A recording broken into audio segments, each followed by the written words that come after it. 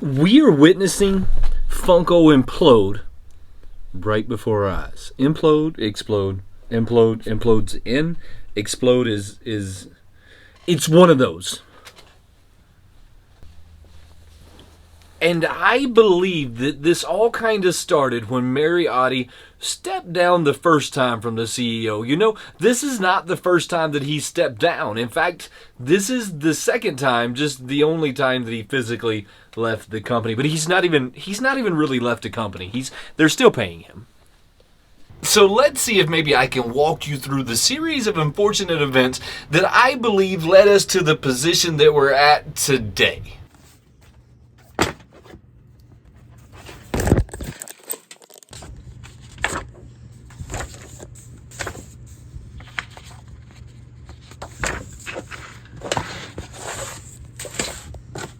Now, my timeline of this might be just a little off, so don't get me down in the comments if it is. Just tell me down there if it is or not. But Mariotti resigns, right? Shortly after Mariotti resigning, the stock prices, now let's go all the way back to 2022. So November 22. Let's go to 1st. So it's the 1st of November, right? 1st of November 2022.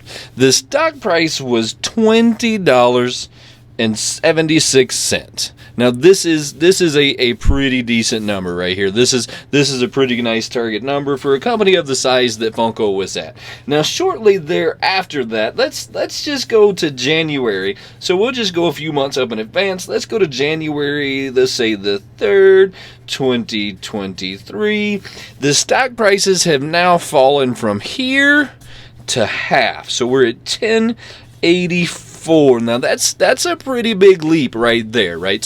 So this is just where we're at in the stock. Now let's just jump a few months, right? Because we're not going to do anything crazy. Let's go to April 10th. We're at 927. Nothing real dramatic is happening. Let's go to June 20th. Still nothing like super dramatics going on. We're at 1222. And then let's hit to August 17th. We're at 555. There's many reasons that have caused this, and don't take your stock purchasing advice from me. I'm simply just trying to paint a picture for you. Shortly after Funko's stock starts to crash dramatically, Funko gets sued by the investors. And I didn't even know this was something that you could do, but clearly you can sue a company if they misled you. So the investors believe that they were misled and that the Arkansas move wasn't ready. There was some software problems. I believe that there was many problems, but that was just a tip of the iceberg at the moment. This is where things kind of start to get interesting and kind of start to take a weird turn. Funko now is starting to overproduce because the COVID time they were doing pretty good. I don't believe that COVID had a lot to do with it, but there's many people that do. There was probably some portion of it that had to do with COVID, people sitting at home, nothing to do other than to order things off Funko, which I don't feel like inflated it that much. I just feel like Funko had their first boom as a company and overreacted. At this point, the stock prices are not going back up. They're still kind of hovering down into the low ends. They've overproduced. Nothing's selling out. The numbers that they're really not making what collectors want anymore. They stopped listening to the collector, and they're going to tell us as collectors what we want to collect. So they're just kind of pushing stuff out there. They're overproducing. The stocks aren't coming back up. The investors want their money back, so they bring back in Mariotti that's going to save the company once again. The pop prices have went up. People aren't buying the pops anymore. We're not in COVID years, what everyone says.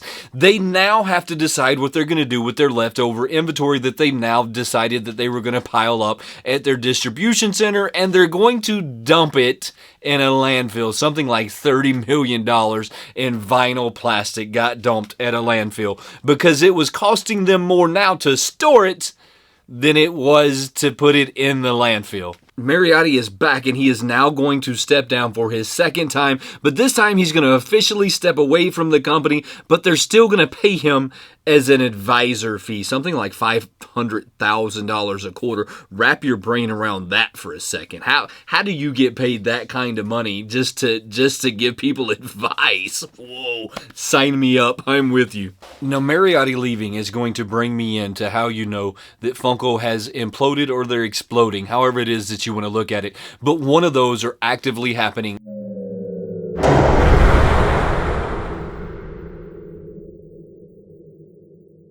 at this very moment. So they came out, they made some articles and some press releases, and they basically said that they were going back to their mom and pop's roots of doing things. They were going to do away with some of the products they weren't selling, and they were going to start lowering the number of a production again. You cannot have a collectible if it's not worth money, and if you keep overproducing them, well...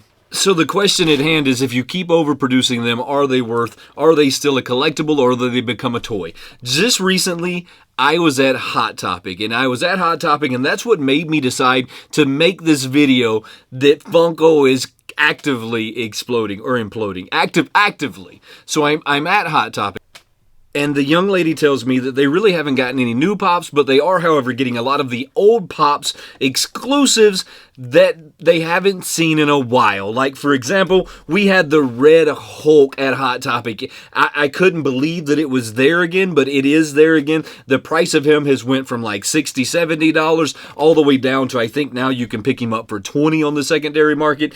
They had Snoop Dogg. Look at this one. This one took a really long time to sell out, but when it did sell out, it went up to like $40 or $50. I was actually surprised at what this one was selling on the secondary market. It had went up and was kind of sticking there until now. And they even had the black light Captain Hook that this one went way up in value. Now it's come back down again. Even though all of these are selling for more than what you can buy them at Hot Topic, they will not be for long, because Hot Topic says that they're going to continue to get these, which means that Funko is overproducing on everything. Everything Funko is overproducing, and they are grasping at straws now to pump the things back into the market that we're selling. So they're going to pump the Snoop back in, they're going to pump the Hulk back in, they're going to pump the Blacklight stuff back in. They are going to pump and dump everything that they had some good sales on, which means the value of our collections are going to tank. They are going to go to zero, which leads me to the question, is it a collectible if it doesn't have value? I don't necessarily know that I think it is. I kind of think that if it's a collectible and it doesn't have value, then it becomes a toy, or it just becomes a piece of plastic at that moment, and this is going to be detrimental to the community. People are going to quit collecting Funko Pops because their collection is going down in value versus up, and we're going to see this. I predict this now. We're going to see a pump and dump for the rest of this year at least. It's going to be a pump and dump of all of the old stuff that was selling really good. Maybe it sold out. We're going to see it again, which is going to cause the value of it to tank, which is going to cause collectors to look for other things to collect. Funko can't get out of their own way sometimes in the things that they're doing, and they've had some really bad management help them get there.